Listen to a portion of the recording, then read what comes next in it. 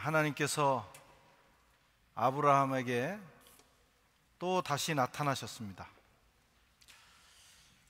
하나님께서 참 바쁘십니다.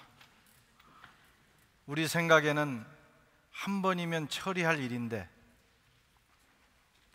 아브라함이 한 번에 받아들일 수 있도록 충분히 하실 수 있는 능력자이신데 여러 번 찾아오셔서 일을 진행하십니다. 이것은 하나님의 무능력함이 아니라 아브라함에 대한 배려와 일을 성취해 나가시는 하나님의 열심 때문입니다. 이번에는 세 분이 오셨습니다. 그 중에 둘은 천사로서 소돔과 고모라를 심판하러 갔고, 한 분은 남아서 이제 아브라함과 대화를 하시는데 하나님을 대신한 천사이거나 아니면 삼위 하나님 중에 성자 하나님일 가능성이 많습니다. 학자들의 여러 이 해석에 대한 견해가 있는데 여기서는 편의상 이분을 하나님이라고 부르도록 하겠습니다. 그분이 아브라함의 아내 사라에게 곧 임신이 될 것을 말씀하십니다. 내년에 다시 아브라함에게 오실 터인데 그때에는 사라에게서 아들이 태어날 것이다. 이번에는 하나님의 약속이 이행되는 것이 지난번보다 더 구체적입니다. 날짜까지도 말씀하신 거죠. 그런데 이 소식을 엿들은 사라는 속으로 웃었습니다. 가당치 않은 일이다. 어떻게 그런 일이 내 몸에서 일어난단 말인가? 나는 이미 경수가 끊어졌는데. 냉소적인 웃음이지요. 자연인으로서는 누구나 할 수 있는 사실은 자연스러운, 지극히 자연스러운 웃음입니다. 현실이니까. 이게 현실이니까. 하지만 믿음은 현실을 넘어선 세계를 보는 것입니다. 그게 믿음의 능력입니다. 현실을 넘어서서 전능자가 행하시는 그 일을 보는 것이 믿음입니다. 아직 사라는 여기까지 믿음이 자라지 않았어요. 하지만 하나님께서는 사라의 부족한 믿음에도 불구하고 그의 연약함을 넘어서셔서 하나님의 뜻을 이루십니다. 이것을 하나님의 은혜라고 합니다. 우리의 조건에 맞게만 하나님이 역사하신다면 큰 기적이 일어나지 않습니다. 그런데 내가 연약함에도 불구하고 사라가 믿음이 적고 사라의 몸이 이미 고목과 같이 되었음에도 불구하고 고목에서 꽃이 피게 하는 거예요. 거기에 아들을 주시는 겁니다. 하나님의 은혜입니다. 우리가 자격이 없지만 하나님은 그럼에도 불구하고 우리에게 그의 일을 행하십니다. 그래서 우리가 여기까지 온 것이죠. 오늘 지금 말씀드린 것이 오늘 본문의 전체의 내용이죠. 구체적으로 살펴보면서 은혜를 나누겠습니다. 우선 본문을 보면 하나님께서 아브라함을 향하여 큰 배려와 열심을 가지고 일을 이루시는 것을 보게 됩니다. 1절을 한번 같이 읽겠습니다. 여호와께서 마므레의 상수리 나무들이 있는 곳에서 아브라함에게 나타나시니라. 아멘. 하나님이 찾아오시고 또 찾아오셨습니다. 한 번에 강압적으로 천사들을 보내서 칼 한 번 빼들면, 불칼을 한 번 빼들면 굴복하지 않을 사람이 없는데 아브라함에게 하나님께서 찾아오셔서 그의 일을 인격적으로 진행하십니다. 배려이고 열심입니다. 하나님은 포기하지 않으십니다.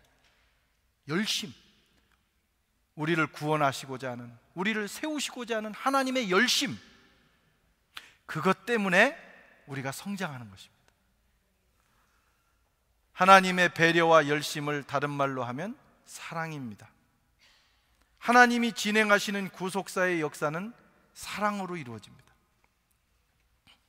그래서 강압이 아닌 배려와 열심을 통해서 이루어 가시는 겁니다. 길고 늦어지기도 합니다. 왜? 사랑으로, 인격으로 우리를 대하시기 때문에, 우리가 그것을 깨달을 때까지 하나님이 기다리시기 때문에. 에베소서 1장 4절에는 곧 창세의 그리스도 안에서 우리를 택하사 우리로 사랑 안에서 그 앞에 거룩하고 흠이 없게 하시려고.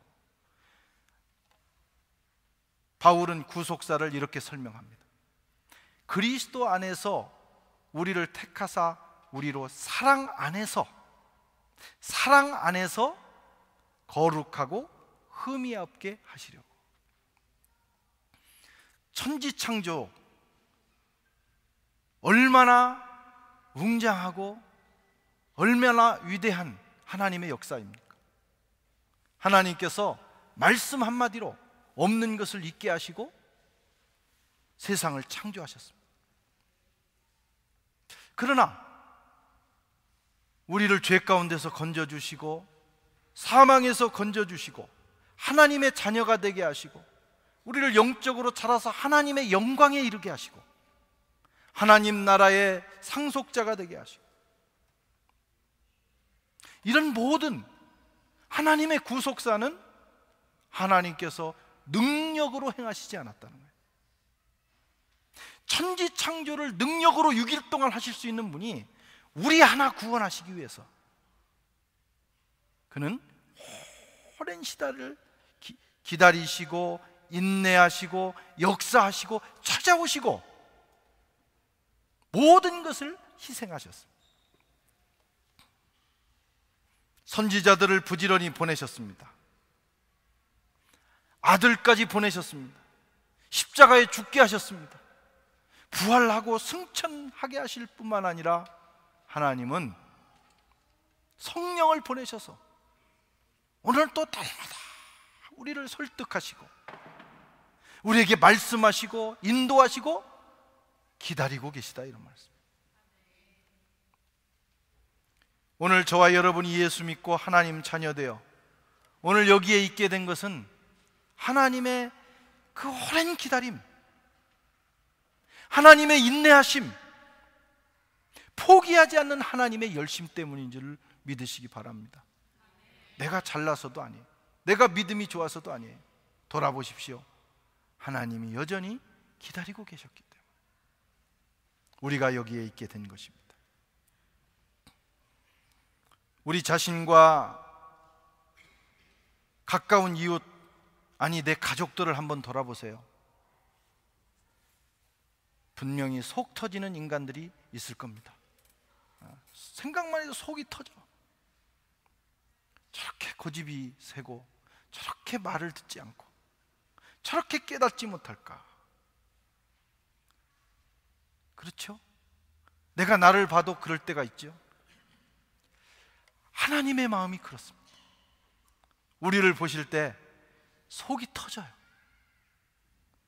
다 쏟아주셨는데, 아들까지 주셨는데, 그 오랜 세월을 기다리시고 지금도 성령으로 말씀하시는데 문을 마음의 문을 꽉 닫아 걸고 듣지 않는 거예요. 깨닫지 않는 거예요. 받아들이지 않는 것입니다. 그럼에도 불구하고 하나님은 포기하지 않으십니다. 어쨌든 네가 마음을 열 때까지 내가 너를 설득하겠다. 배려하시고 그 설득하는 열심으로 인내하십니다.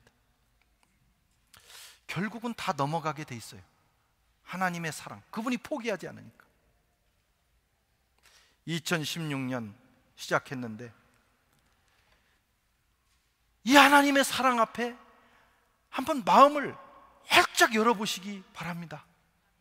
작년처럼 금년도 문 걸어 잠고 받아들일 수 없다고, 내 마음의 문이 그렇게 쉽게 열리는 것이 아니라고, 하나님이 계시면 한번 해볼 만큼 해보시라고, 이렇게 하지 마시고 하나님 입장도 생각하셔서,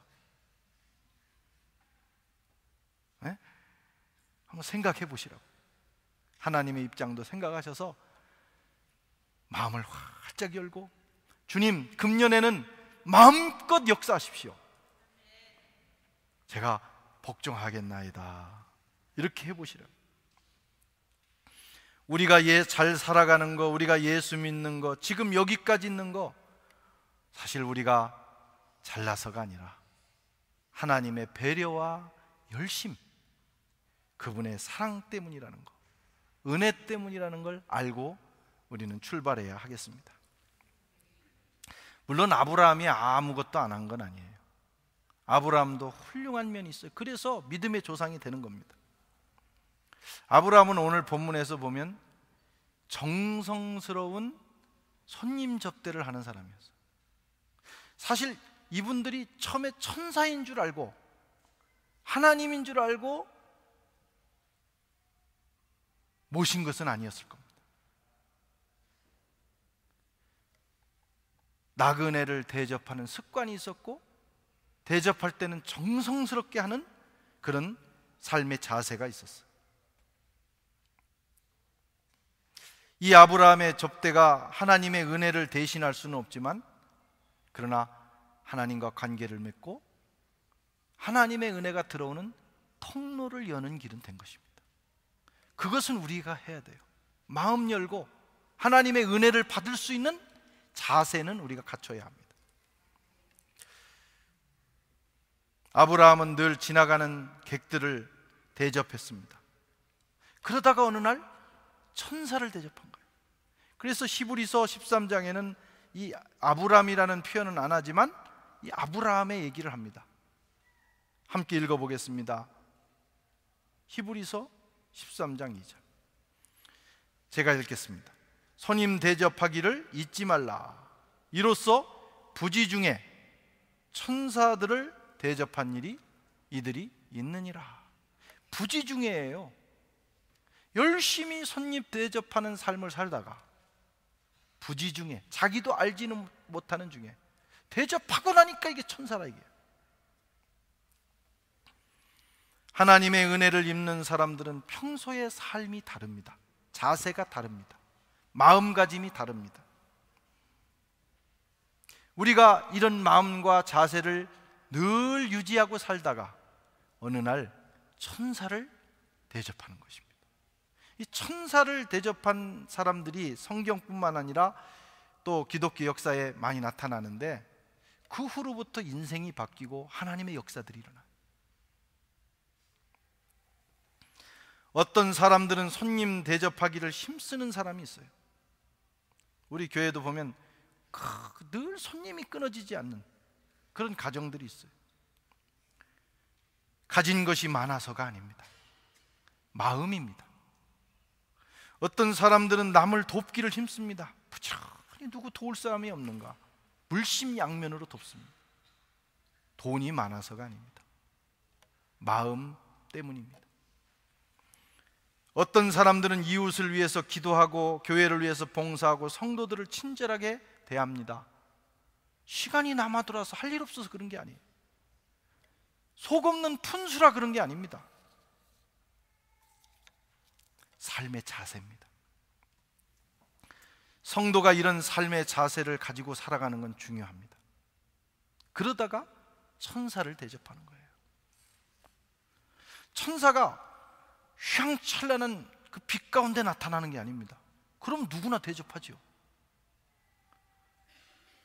우리 주님께서 황금옷을 차려 입으시고 우리에게 나타나시는 게 아닙니다. 평범한 모습으로 나타나요. 바로 옆에 있는 사람의 모습으로 나타나시는 거예요. 어디 주님 같습니까? 아무리 봐도 아니에요. 거지의 모습으로 나타나고, 거린의 모습으로 나타나고, 제소자, 우리가 지난 토요일 날 낭대로 교도소에 선교를 갔는데 그 제소자의 모습으로도 나타날 수 있는 것입니다. 저 어렸을 때 시골에 살았는데 제 어린 시절은 가난했어요. 그래서 거지가 매일 있었습니다, 동네에. 밥때가 되면 거지들이 집 앞에 있어요. 그러면 저희 할아버지께서 예수를 믿지는 않으셨어요. 할아버지는 나중에 이제 회개하고 마지막 돌아가실 때 예수를 믿으셨는데 늘 그러셨어요.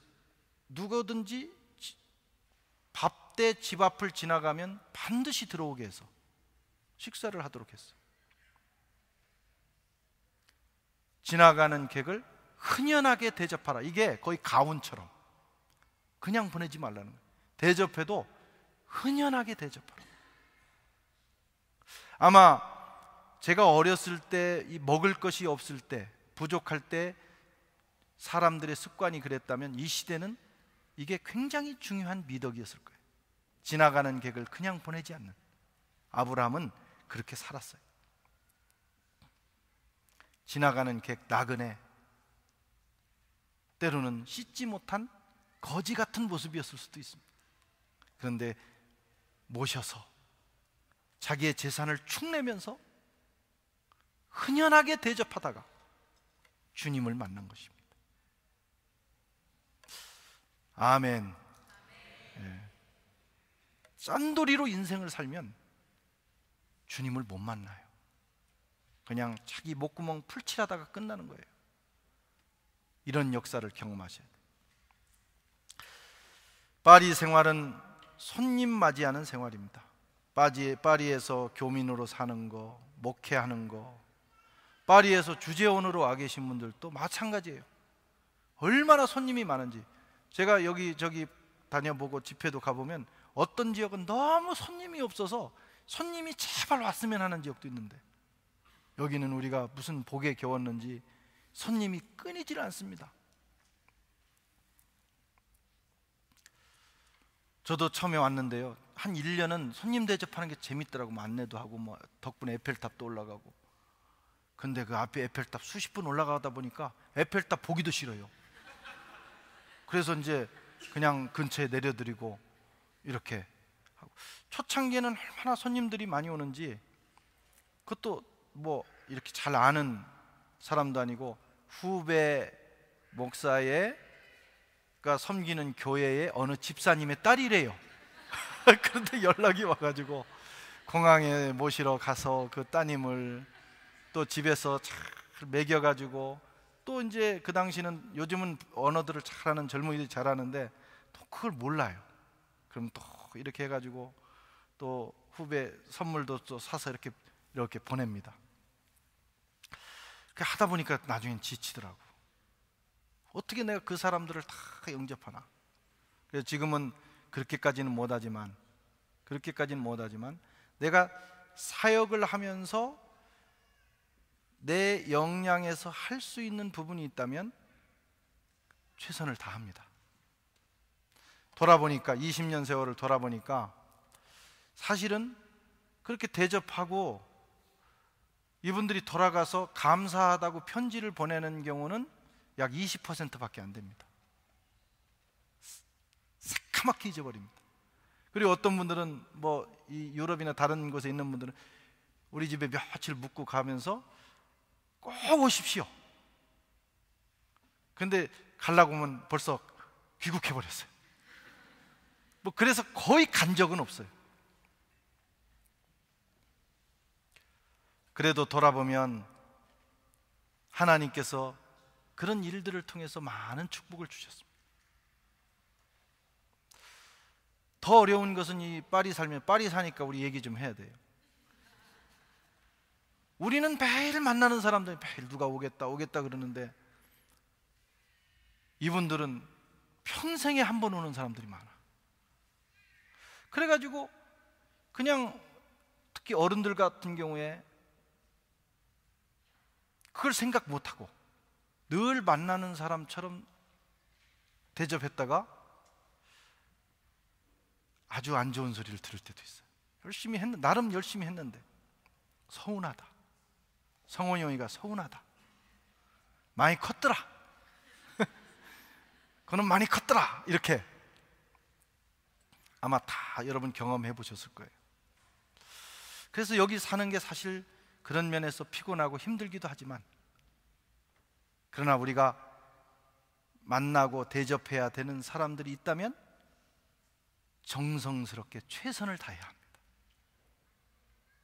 최선을 다하다 보면 부지 중에 천사를 만나는 거예요. 천사를 만나지 못해도 놀라운 것은 그 만남을 통해서 하나님이 많은 일들을 행하시는 걸 봐요. 20% 아니 10%도 괜찮아요. 하나님이 결정적인 순간에 그 10% 아니 1%를 통해서도 일하신다 이거예요. 그래서 우리는 아브라함과 같은 축복을 받을 수 있는 삶을 파리에서 살고 있는 것입니다. 집을 열어서 여러분 시간을 내서 여기 오는 그 나그네들을 정성껏 대접할 수 있기를 바랍니다. 조금 부담스러운지 아멘이 작으시네요. 예. 아브라함은 이걸 잘했어요. 이거 하나만 가지고도 아브라함은 복에 이르는 거예요.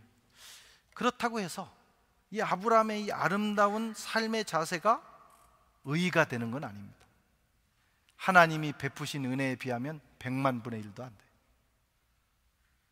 하나님의 은혜를 대신할 수는 없지만 그러나 하나님의 은혜를 받는 통로는 되는 것이죠. 사실은 은혜는 전적으로 하나님으로부터 오는 것입니다. 오늘 그 은혜가 2016년에 우리 성도들 가정마다 여러분의 인생마다 흘러들어간 역사 있기를 축원합니다. 두 번째로 하나님께서는 아브라함에게 같은 약속을 재차 확증하고 계셔요. 대접을 잘 받은 후에 하나님께서 아브라함에게 하시는 말씀입니다. 18장 10절을 같이 보겠습니다.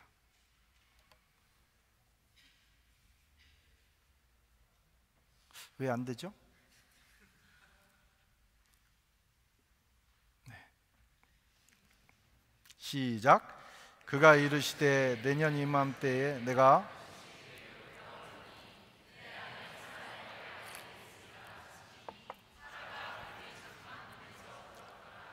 아멘. 시간이 흐르고 상황이 달라진다고 하나님의 뜻과 방식도 달라진다고 생각하면 우리의 오해입니다. 사람은 기회만 있으면 새로운 걸 찾습니다. 딴 생각을 합니다. 새로운 방법을 찾아냅니다. 아브라함이 그렇게 찾아낸 것이 이스마엘입니다. 그러나 하나님의 은혜는 이스마엘을 통해서 오지 않아요. 그걸 잘 기억하셔야 돼요. 내가 고안한 방법을 통해서 하나님의 은혜가 오는 것이 아니라 하나님이 계획하신 방법을 통해서 옵니다. 하나님은 늘 하나님의 뜻대로 하나님의 방식대로 일하십니다. 원한대로 하시는 거예요. 원래의 안대로 하시는 거예요. 사라를 통해서 태어나는 이삭으로 하나님은 그의 구속사를 이루어 가십니다. 마틴 로이드 존스라고 하는 영국의 최고의 설교가가 있었어요. 그분을 통해서 영국의 큰 한 시대의 부흥이 일어납니다. 그가 부흥이라는 책을 썼는데 아주 두꺼운 책인데 부흥의 비결이 있다는 거예요. 그 부흥의 비결을 한마디로 말하면 그런 것입니다.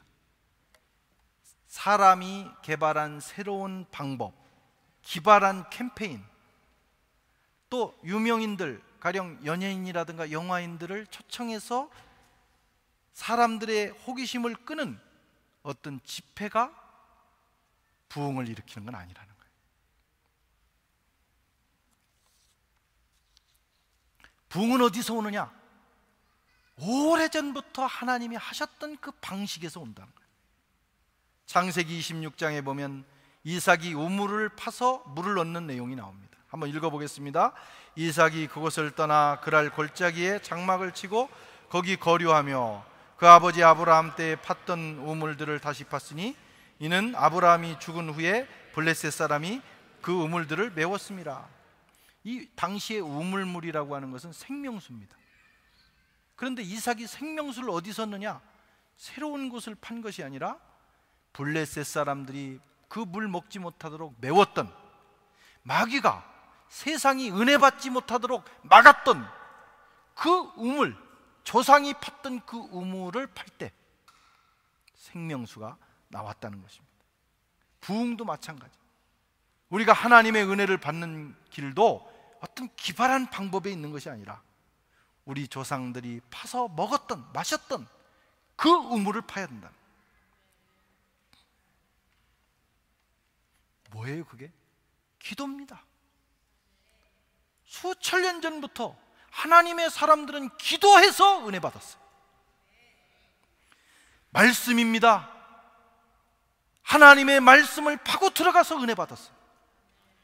성령의 은혜를 받았어요. 하나님의 말씀에 순종하고 거룩한 삶을 살고 복음을 붙들고 주의 보혈을 의지하고 십자가를 붙들 때 영락없이 거기서 하나님의 은혜가 내려왔습니다.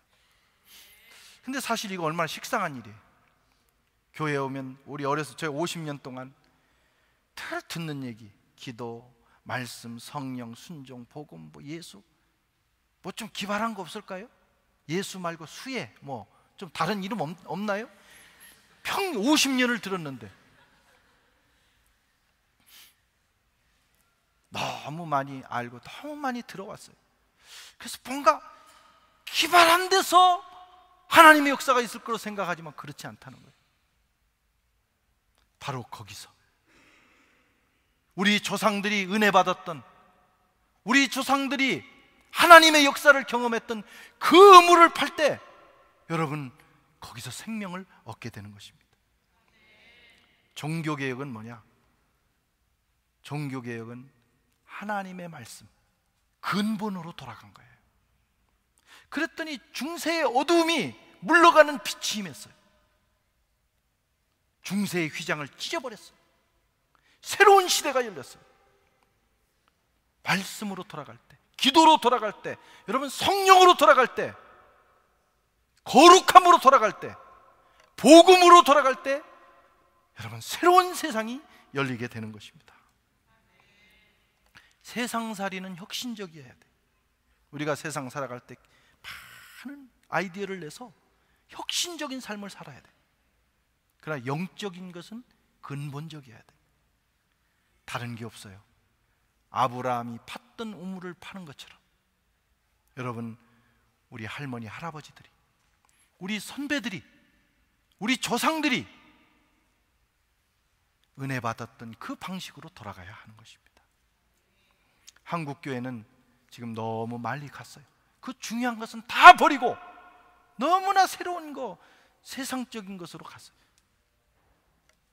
사람이 많이 모일지라도 거기는 은혜가 없어요. 금년에도 우리 교회는 오직 성령, 오직 말씀, 오직 기도, 오직 겸손, 오직 순종, 오직 예수. 여러분 예수는 충분하지 않습니까? 예수 안에 모든 것이 다 있지 않습니까? 예수 안에 하나님이 계시고 예수 안에 하나님 나라가 있고 예수 안에 우리의 생명이 있고 미래가 있고 용서가 있고 예수 안에 다 있어요. 그 예수님 붙들고 그 예수님께로 돌아가야 하는 것입니다.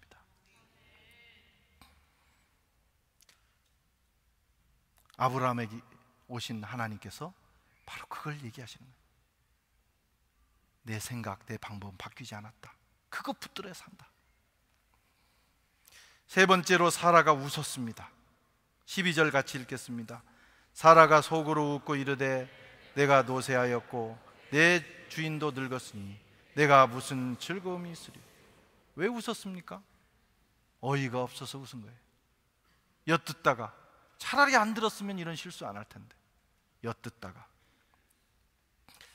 하나님이 하시는 일이 합당치 않고 가당치 않고 합리적이지 않다. 사라 생각이 틀린 게 하나도 없어요. 우리도 그런 생각할 수밖에 없어요. 사라의 웃음은 약간은 냉소적이고 약간은 어이가 없고 약간은 황당하고 하여튼 희한한 웃음입니다. 우리가 그렇게 웃어요. 우리는 때로는 그렇게 생각합니다. 하나님은 치유하시는 하나님, 배가 아프고 감기가 아픈 거 하나님 치유하실 수 있다 믿어요. 그런데 의사도 포기한 병이 있어요. 암이 있어요. 사형 선고를 받았어요. 에이, 하나님은 그것까지는 좀, 기도하면서도요 작은 병을 위해서는 막 확신을 가지고 기도하다가도 큰 병을 가지고는 그냥 잘 받아들이게 해주세요, 이렇게 기도합니다. 자기도 모르게. 그 하나님 뜻이라면 그렇게 해주세요. 뭐 하나님을 걱정해 드리는 거예요. 혹시 하나님 못하시면 어떡할까? 내가 하겠다 그러면 웃는 거예요. 하하하.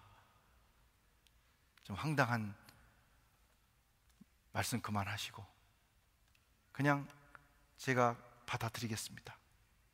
그냥 그대로 진행하시죠. 그런 마음이 있다 이거예요. 그렇지 않습니까? 지금 사라의 웃음이 그런 거예요.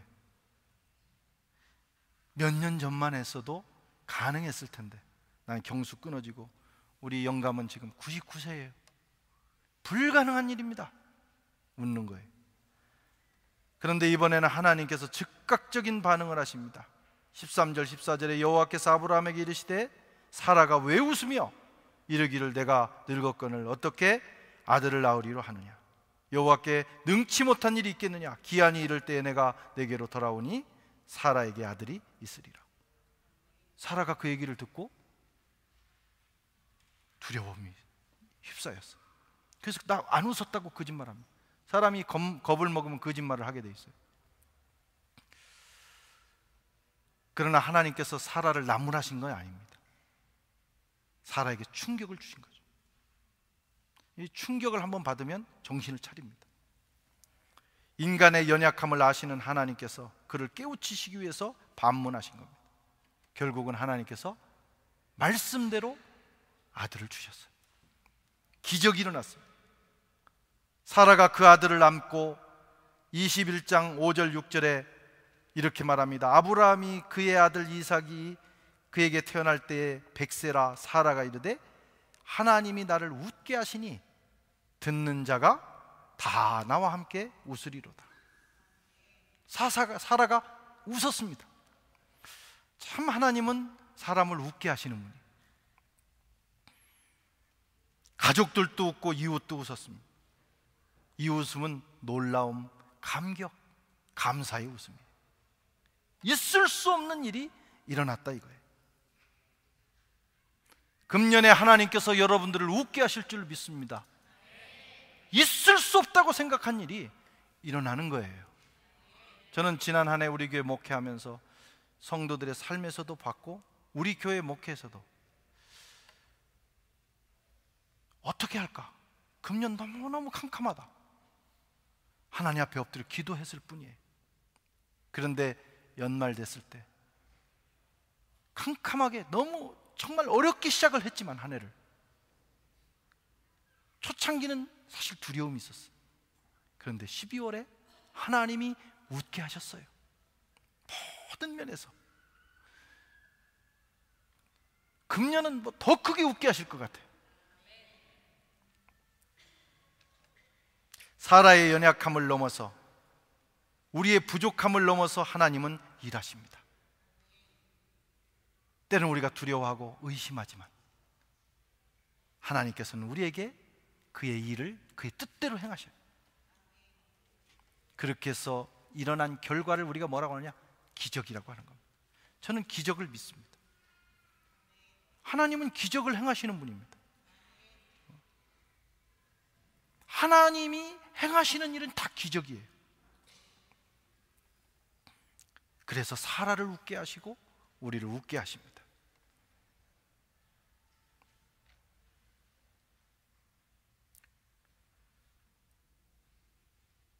(2016년에)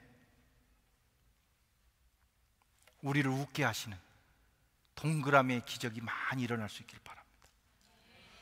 오늘 우리 교회 처음 오신 분들도 많이 계시니까 이 동그라미 기적은 말씀을 드릴게요. 어떤 분들은 오해하셔요. 아, 목사가 돈을 좋아하는구나. 맨날 동그라미 기적이 일어나게 하여 주옵소서. 그래가지고 참 세속적인 타락한 목사가 목회를 하는구나 이렇게 혹시 생각하실 분들이 있어서, 이 동그라미의 기적이라는 건 이런 겁니다. 우리가 이 세상을 살아가는데 하나님께서 믿는 사람이든지 믿지 않는 사람이든지 적용되는 아주 기본적인 법칙을 주셨어요. 우리에게 달란트를 주시고 이성, 지성, 우리의 건강한 몸을 주셔서 하나님이 주신 그것을 가지고 열심히 살면, 맨날 잠만 퍼자고 일도 안 하는 사람보다는 열심히 하는 사람들에게 하나님 축복을 주시는 거예요. 그래서 일의 결과를 얻기도 하고, 어떤 사람은 더 열심히 해서 이의 결과를 얻기도 하고, 어떤 사람은 열심히만 하는 게 아니고 정말 지혜롭게 해서 남들보다 4배, 5배의 결과를 얻기도 해요. 그건 믿는 사람이든 안 믿는 사람 똑같습니다. 나는 예수 믿는다 그래가지고 나는 믿음이 있어 그러고 열심히 안 살면, 게으르면 하나님 책임지시지 않습니다. 게으른 사람은 예수 믿어도 굶으면서 하는 거예요. 부지런해야 됩니다. 그런데 인간의 노력은 한계가 있다. 그 한계가 뭐냐면 9까지입니다. 9 가령 1, 2, 3, 4, 5, 6, 7, 8, 9. 맥시멈 인간이 노력하면 9까지 올라갈 수 있어요. 그런데 예수 믿는다는 건 뭐냐면, 우리는 그렇게 최선을 다하는데 하나님께서 우리를 긍휼히 여기셔서 그 뒤에다가 동그라미를 붙여주시는 거예요. 이게 돈이 아니고 이게 은혜입니다. 은혜. 그래서 내가 일에 열심을 했으면 하나님께서 우리에게 은혜를 하나 딱 붙여주시면 그 인생이 10배가 되는 거예요. 아멘. 예.